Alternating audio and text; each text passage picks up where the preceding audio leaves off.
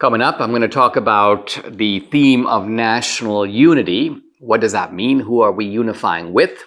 Latest developments in Secret Service negligence, or is it something else? I'll talk about the movement of Elon Musk and a whole group of Silicon Valley tycoons toward the GOP and toward Trump. And finally, what about that very interesting call between Trump and Robert F. Kennedy Jr.? Hey, if you're watching on Rumble, listening on Apple, Google, or Spotify, please subscribe to my channel. This is the Dinesh D'Souza podcast.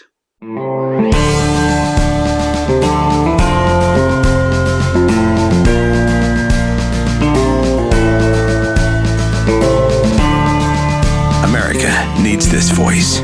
The times are crazy. In a time of confusion, division, and lies, we need a brave voice of reason, understanding, and truth. This is the Dinesh D'Souza podcast. I want to talk in this opening segment about two things. One is the latest developments in the Trump attempted assassination concerning the Secret Service. The other is a couple of points about the Republican National Committee, the convention, and Trump's upcoming speech, which is said to be focused on the theme of unity. I'll come back to that. Now, with regard to the Trump assassination attempt, the shooter, I don't want to keep naming the shooter. I've named him before, so I don't think I'll name him anymore. He apparently had a rangefinder, which is a device to measure distance. And why would you want to do that? Well, for shooting, to be able to figure out how far away exactly is this target. How do I get him in range? So not only does this guy have a rangefinder, but the authorities, including the Secret Service, knew about this. They knew about it before. They caught him with the rangefinder 3 hours before the shooting. They did absolutely nothing. They spotted him again 30 minutes before the shooting. They did nothing. They took a photo of him. They did nothing. Members of the crowd pointed at him. They did nothing. So this is where we are with all this. So to add to the background of it, things I've talked about before, apparently the Trump people requested further security support. They didn't get it. In fact, recently, Kim Cheadle, the head of the Secret Service, was asked, did you provide enhanced support in all the different areas? Reconnaissance, people on the ground. And she said, well, we provided increased support in some areas. And so the journalist, and to give her credit, she's from CNN, she goes, so your answer is no. In other words, you did not comply with the request to provide enhanced security across the board. And the answer to that is, obviously, they didn't. So you have this 20-year-old kid who cased the place, climbed on a roof that was mysteriously left unguarded, turns out to be the best place to take a shot, and fired multiple shots at Trump. I mean, I guess you can keep calling this incompetence, but I don't really see it. It has crossed beyond that because there's just too many levels of incompetence. You know, if you have an Olympic athlete who trips on a track, that can happen. That's incompetence. But if you have an Olympic athlete who gets a false start somehow, keeps running, trips on the track, falls down, gets out of his lane, starts running in somebody else's lane, if you get 5 or 6 of these in the same race, you begin to think, you know what, there needs to be some other explanation. Somebody offered this guy $1 million to lose the race. That's another possibility. And so what's the other possibility here? The other possibility here is that somebody very powerful in the Biden regime wanted this to happen, enabled it to happen. You know, when investigators look for who did a murder, they look at who had the motive. Well, here the motive is obvious.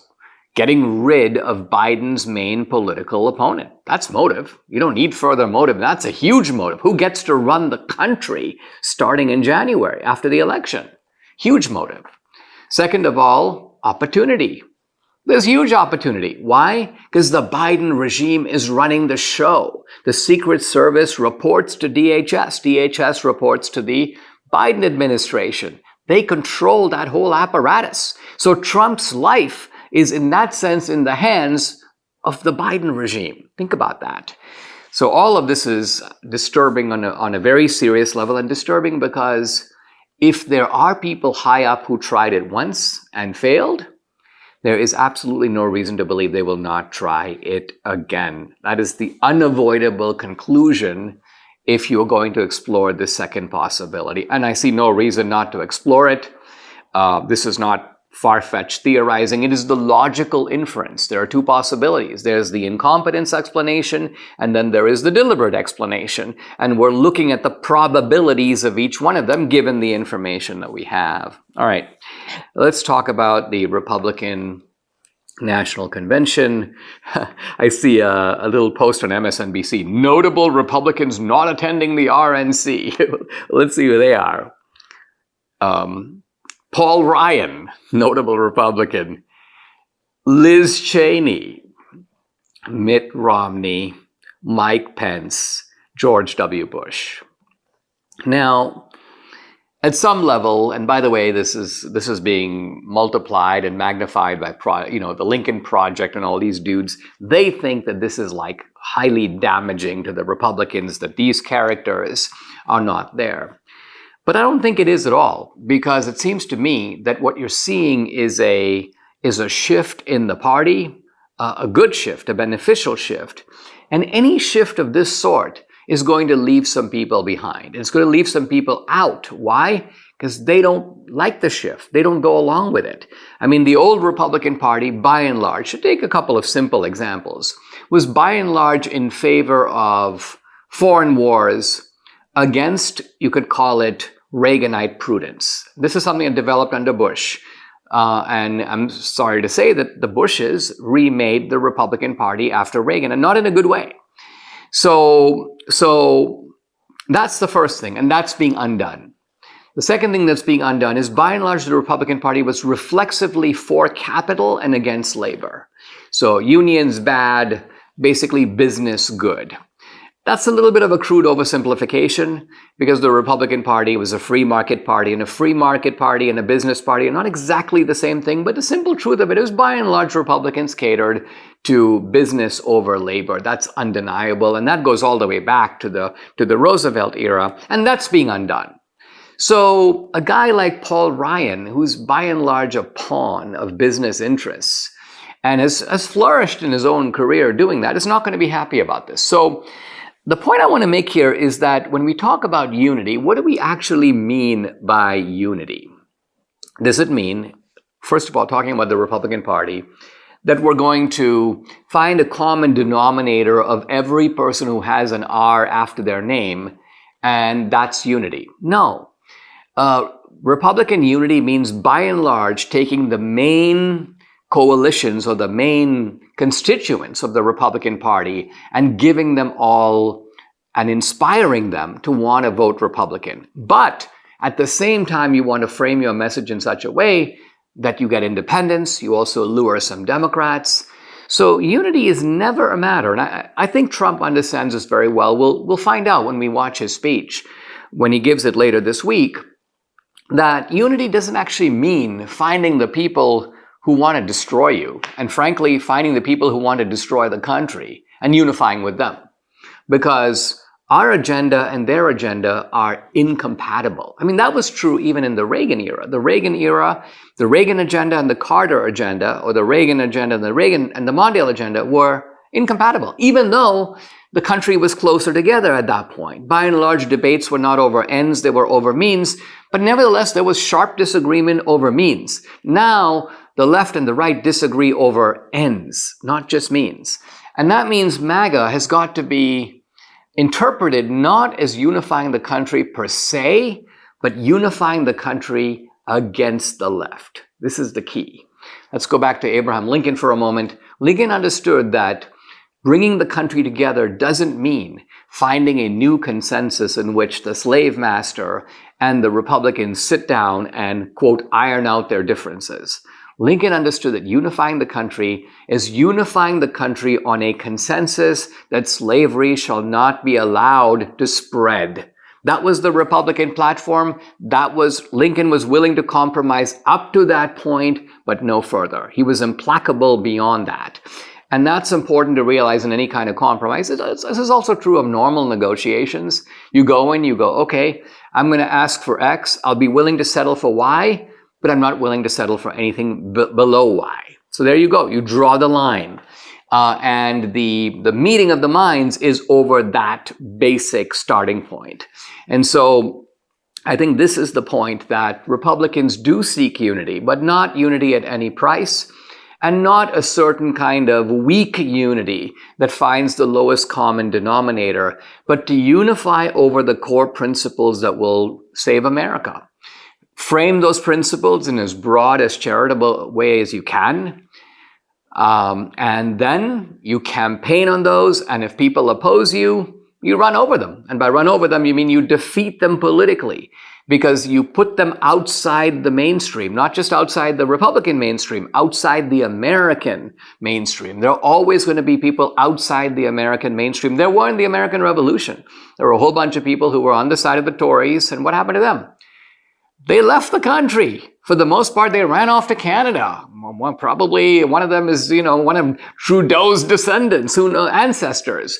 So they were outside of the American consensus. And the job of the Republicans here is to reframe that consensus. Reagan did it in 1980 and 1984. It's going to be Trump's mission to do it again. Things are so crazy out there, we got to be thinking about gold. Now, sales of oil have historically been predominantly in US dollars. Recently, oil producers like Saudi Arabia have been exploring options for sales in other currencies.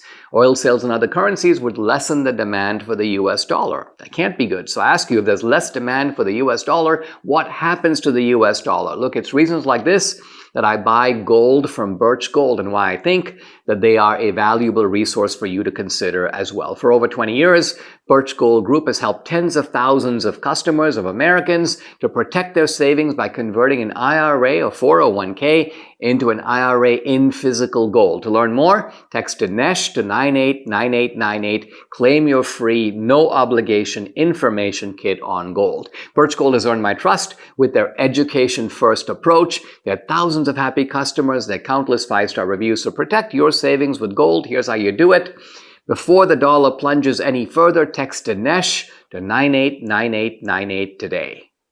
I've never seen a discount this big from Balance of Nature, and this discount is for a limited time, so today is the day to make your move and to order. If you've listened to me for some length of time, you've heard me rave about Balance of Nature. They're amazing supplements, fruits and veggies in a capsule. Their customers love it. They rave about how much they love Balance of Nature, how good it makes them feel. So if you've been on the fence about ordering, now's the time to jump the fence. Because right now, for a limited time, Balance of Nature is taking 50% off your first order as a preferred customer during their summer savings promotion. But you got to use my special code. It's America when you order. Take the risk-free money-back challenge today. Use discount code America to get 50% off your first order. Here's how you do it. Here's the number to call. 800-246-8751. The number again, 800-246-8751. Or go to balanceofnature.com. When you use discount code America, you'll get the discount, 50% off. This is an extraordinary offer, 50% off your first set today. There is a big shift toward Trump that is occurring in Silicon Valley, and this is something of huge significance. So I want to draw out its implications. It's been a matter of some dismay that so many billionaires in our society have thrown in with the Democrats. Obviously, the most grotesque example is Soros, and of course now his son, Alex Soros. They're probably the single biggest bankroller of left-wing and democratic projects, but there are many others.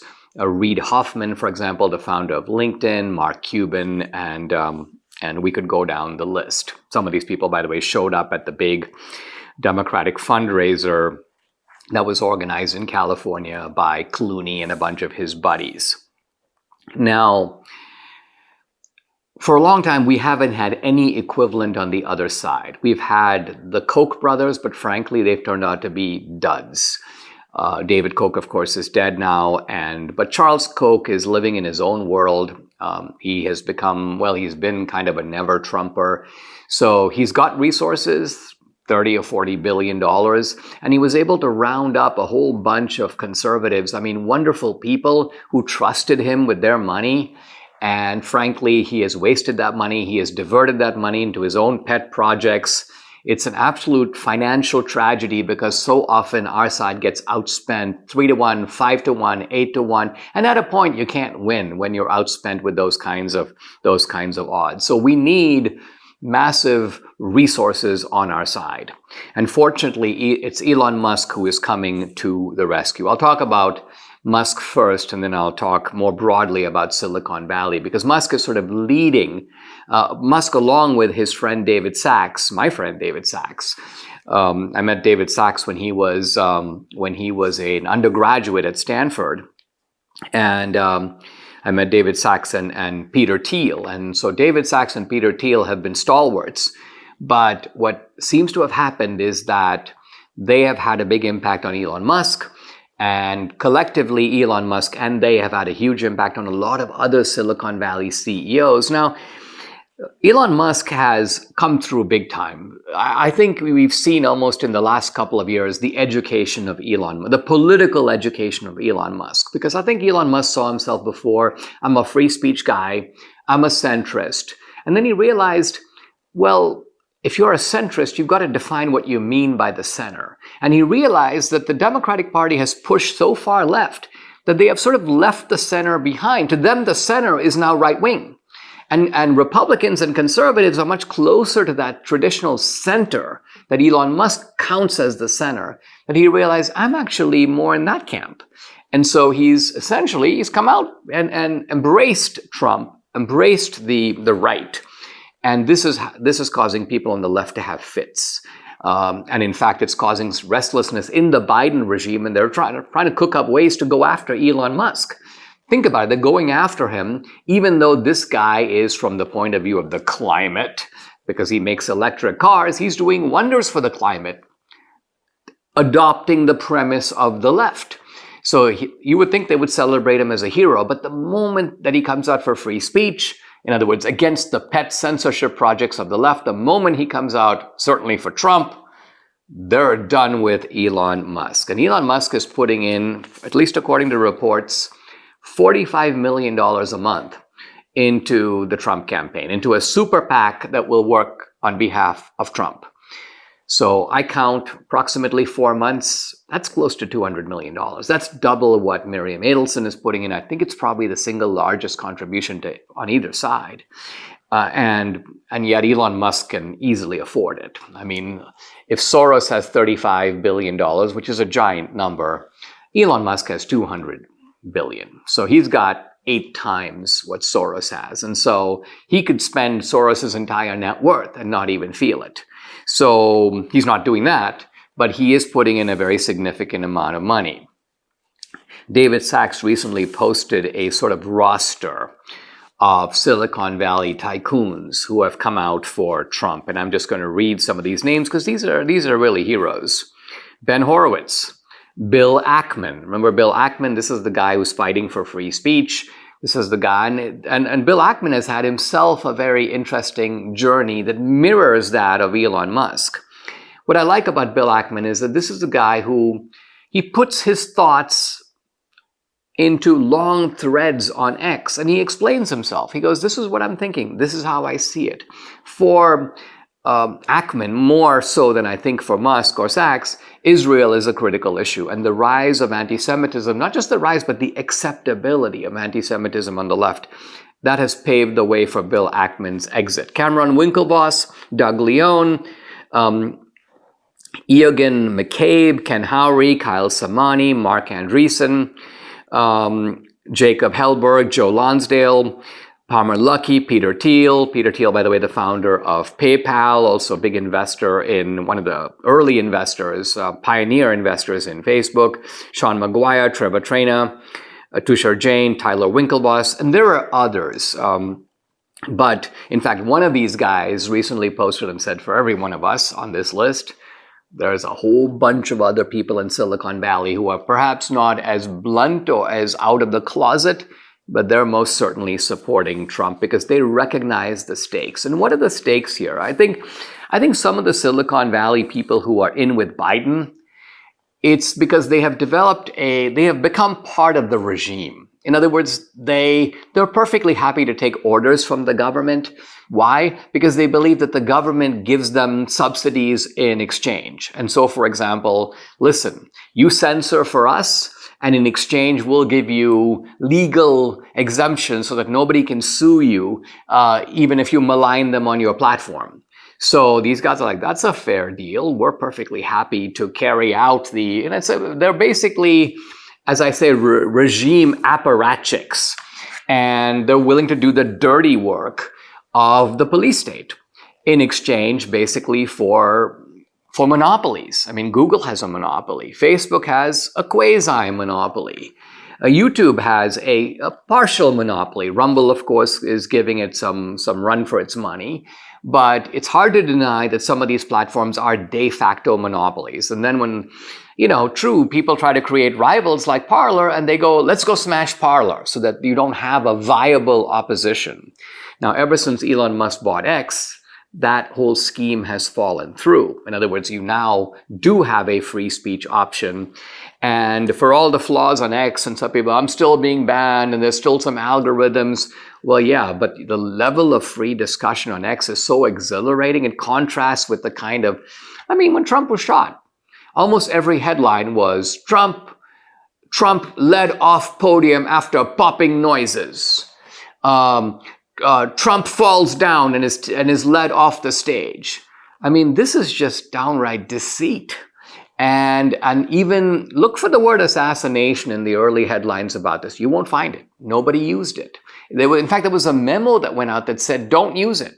So what we have is coordinated propaganda from the mainstream media, and X is breaking this. So here's Elon Musk, and quite apart from the service of buying X and opening up the debate, which has had not only American but worldwide impact, we now have this drift of Silicon Valley. It's not entirely surprising. Silicon Valley, in the beginning, had a libertarian streak. But somehow what happened is that the libertarians in Silicon Valley were socially and culturally left-wing.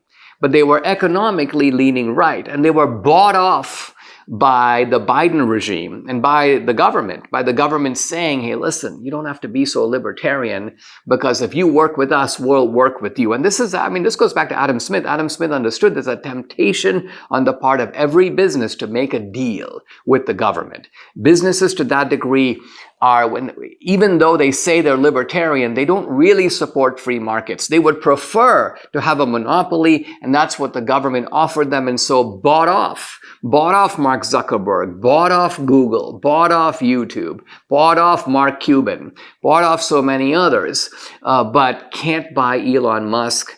And I'm really glad to see that there is a defection of important CEOs in Silicon Valley for Trump. He's going to need them. Are you feeling overwhelmed by the increasing cost of health insurance? Have you had enough of not having control over your healthcare dollars? Introducing ShareRight, ShareRight. It's healthcare done the right way. At ShareRight, you're not just a number, you're part of a caring community.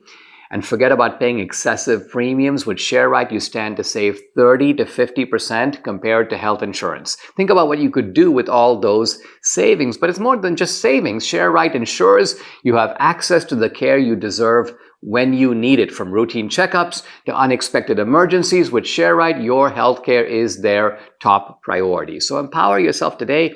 Take control of your healthcare costs. Check it out. Go to joinshareright.org to learn more. See how much you can save. Visit joinshareright.org. That's healthcare done the right way. You might have heard Mike Lindell and MyPillow no longer have the support of their box stores or shopping channels the way they used to. They've been part of this horrible cancel culture, and so they want to pass the savings directly on to you by having a $25 extravaganza. Now, when Mike started MyPillow, it was just a single product, only pillows. But with the help of his dedicated employees, Mike now has a range, hundreds of products, and some of them you may not even know about. So to get the word out, I want to invite my listeners and viewers to check out their $25 extravaganza. 2-pack multi-use MyPillows, $25. MyPillow sandals, $25. 6-pack towel sets, $25. Brand new 4-pack dish towels, you guessed it, $25. And for the first time ever, the premium MyPillows with the all-new Giza fabric, just $25. By the way, if you spend over $75, you'll get free shipping as well. The amazing offer won't last long. Take advantage of it now.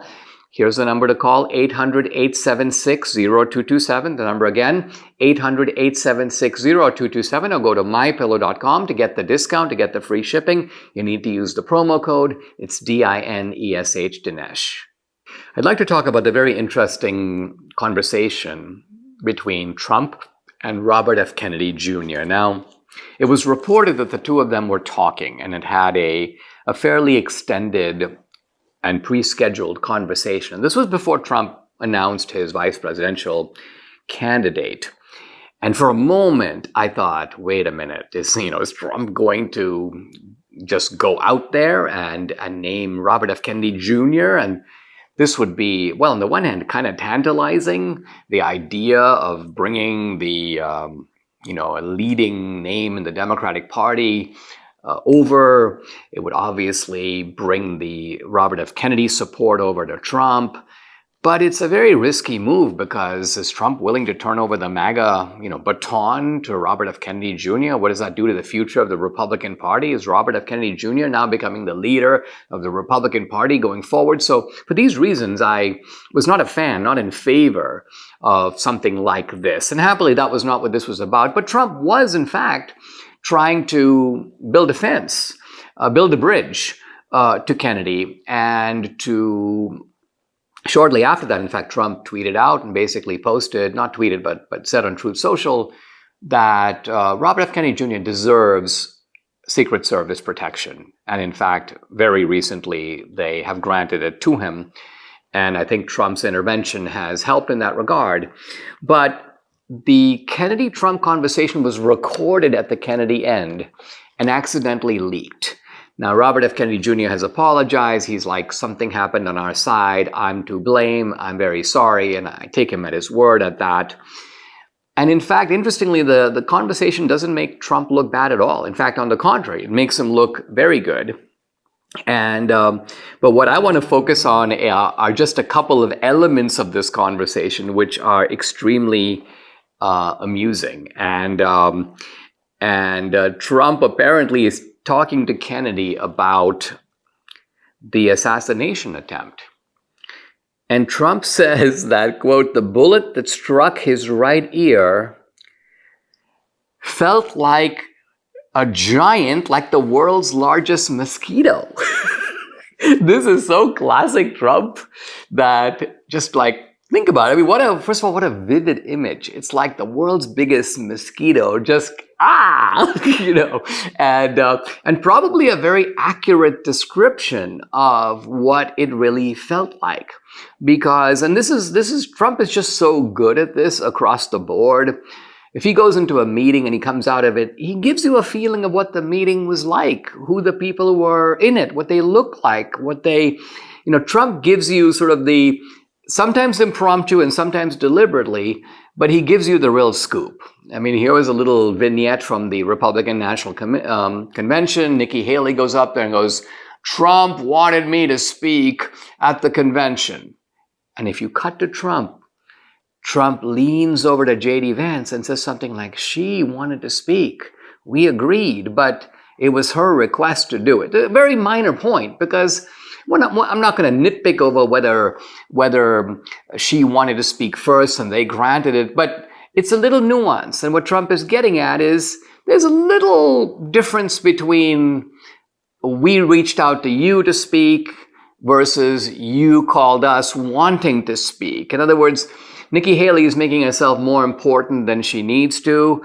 She wanted to have a place on the podium, and there's nothing wrong with that. But she didn't want to seem like she was subservient, like she made the request. So again, what Trump does, he catches stuff like that. He is on to stuff like that. Another person who's a little less attentive to detail would be like, let it go, it's no big deal. But for Trump, these kinds of things are important. And it looks like there was a rapprochement, a meeting of the minds with Robert F. Kennedy. Now, Robert F. Kennedy said afterward, look, I'm not going to, it's not I'm going to withdraw from the campaign. I'm not quitting, and it's to make it a straight Trump-Biden race. He's still in it. He also says, I'm going to try to meet on the issue of unity with Democrats. So Kennedy is playing a little bit of a double game. But of course, the question from the beginning has always been this, and that is that if it is a three-man race, who is the Kennedy support going to go to? And I think that it's very shrewd and farsighted of Trump to realize, let me see if I can make some headway with Kennedy, because if Kennedy tilts my way, I might be able to get some of his supporters over to my side. And of course, Trump, with unerring instinct, realized that Kennedy's been asking for Secret Service protection. Biden's been saying no. So let's start there. Let's push that issue, because that's an issue that's going to resonate with Kennedy. The thing about Kennedy, and I've said this before on the podcast, is he's really good on a few very important issues. So I don't want to minimize. This is not a case where, we make a list of 10 issues and Kennedy's good on 2 and he's bad on 8. That's probably true, but the 2 happen to be important issues. He's really good on COVID. He's really good on censorship, and he's pretty good on the issue of the police state. So those are all critical issues. In fact, I would take those issues over some more minor issues. You have other Republicans who may be good on tax cuts or maybe good on this or that, but they're bad on these issues. And so these issues are of critical importance because they have to do with the direct assault of the government on our basic liberties. So I'm not one of these guys to bash Kennedy. I don't think that he is a Republican. I don't think he should be a Republican candidate, but I do think we should go after the Kennedy votes, and it seems like Trump is doing just that. After many travails, Booker T. Washington, a young Booker T. Washington, arrives at Hampton Institute in Virginia to try to get himself an education, a basic education. He has in his pocket exactly 50 cents. And he looks, as he confesses, like a hobo, like a tramp. He's just in rags. His face is dirty. And they look at him and they're like, "You?" And he goes, "Yeah, I want to be a student." And so the head teacher gives him a task. She says, "The adjoining recitation room needs to be swept. Take a broom, sweep it." Now here's Booker T. Washington, and this is his reaction. You might think, not, "Why should I sweep the room? I'm here for an education, not to do menial work." He goes, "Never did I receive an order with more delight." Why? Because he knows how to do it, and he knows how to do it well. "I knew that I could sweep, for Mrs. Ruffner had thoroughly taught me how to do it." He goes, "I swept the recitation room 3 times. Then I got a dusting cloth and I dusted it 4 times. All the woodwork around the walls, every bench, table, and desk, I went over 4 times with my dusting cloth." And he said, the teacher comes in and looks around. When she was unable to find one bit of dirt on the floor or any particle of dust on any of the furniture, she quietly said, "I guess you will do to enter this institution." So that was, amazingly enough, Booker T. Washington's admissions exam. And here's what he says: "I was one of the happiest souls on earth. The sweeping of that room was my college examination. And never did any youth pass an examination for entrance into Harvard or Yale that gave him more genuine satisfaction. I've passed several examinations since then, but I've always felt that this was the best one I ever passed." So he is now enrolled as a student, and he has a job to help him pay for his education. What's his job? Janitor. Again, he is in no way humiliated. He joyfully accepts it, and he's like, "All right, I'm going to start making my way up." And then, says Booker T. Washington, he had the privilege to meet at Hampton Institute.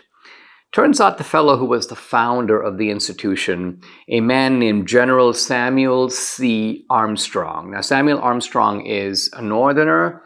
He was a general in the northern side of the war. But as we'll see, he's a very interesting fellow in that he is dedicating himself yes, to the education of Black and Negro children in the South, but he's also trying to help the South to build back up.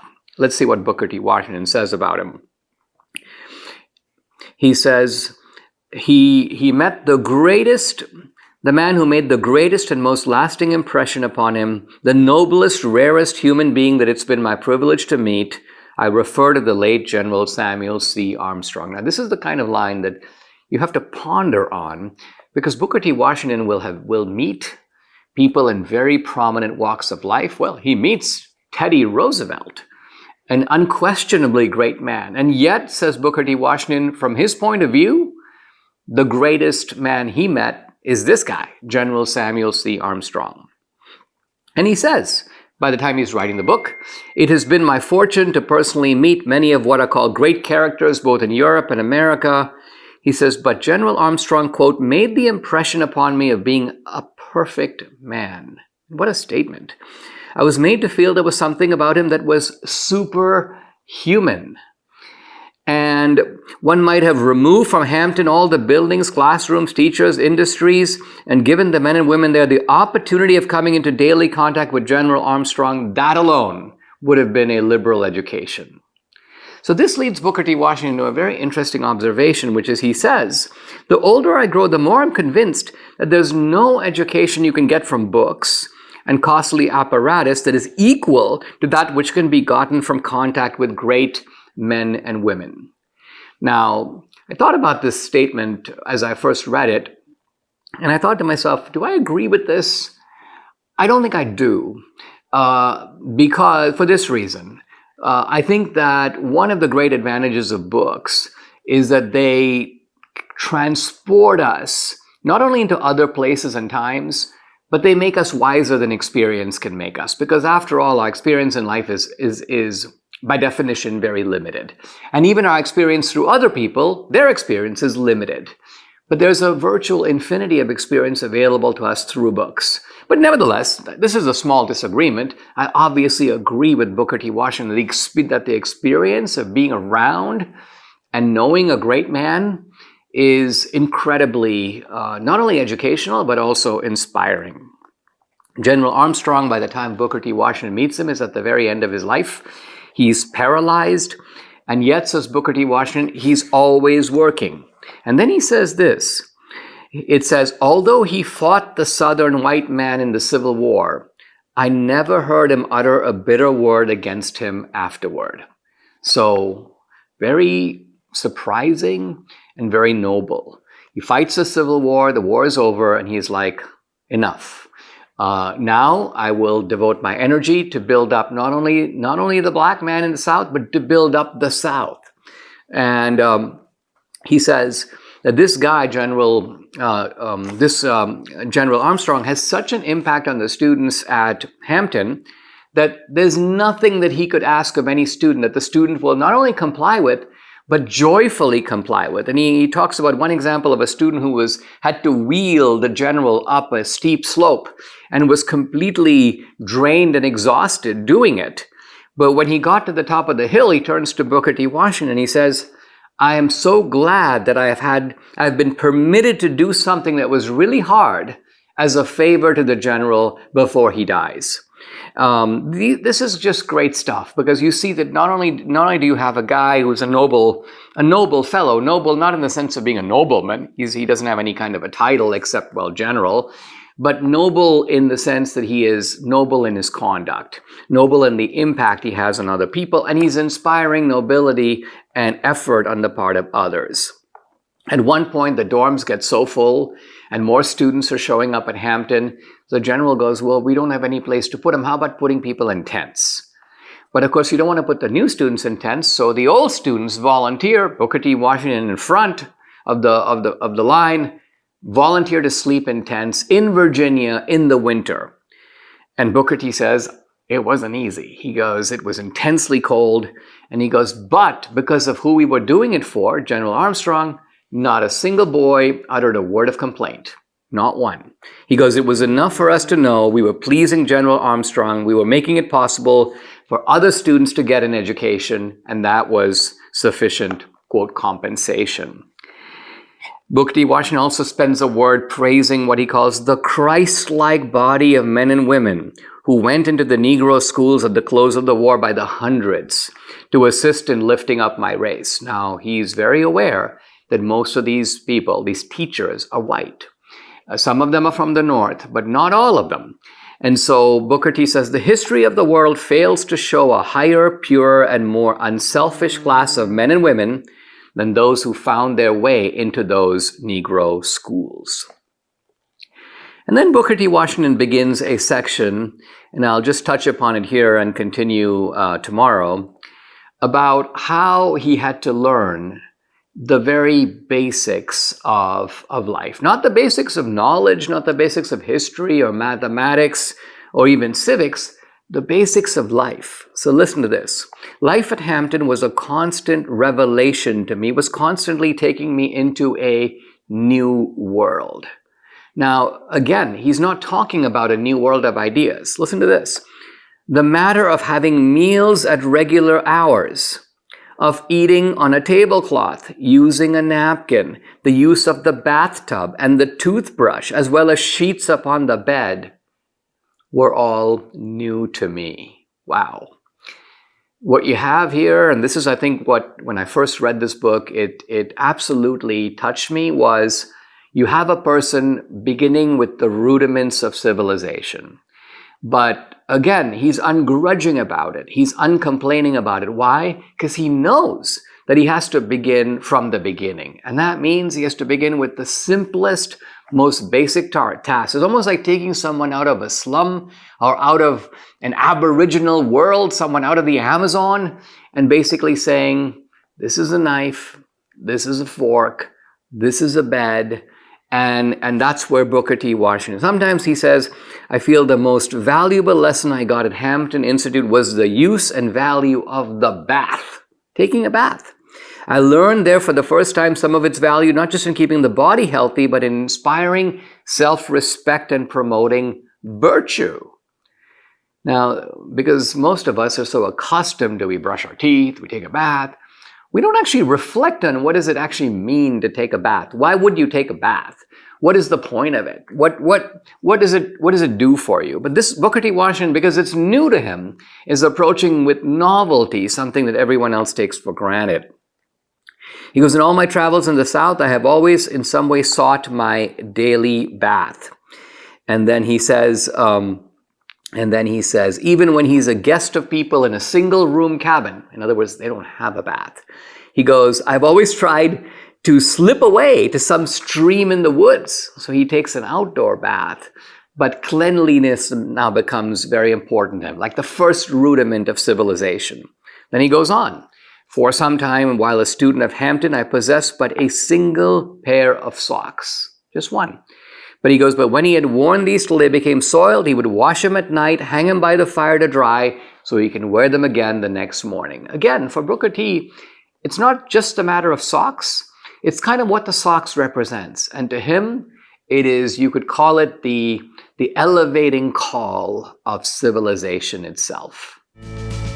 Subscribe to the Dinesh D'Souza podcast on Apple, Google, and Spotify, or watch on Rumble, YouTube, and SalemNow.com.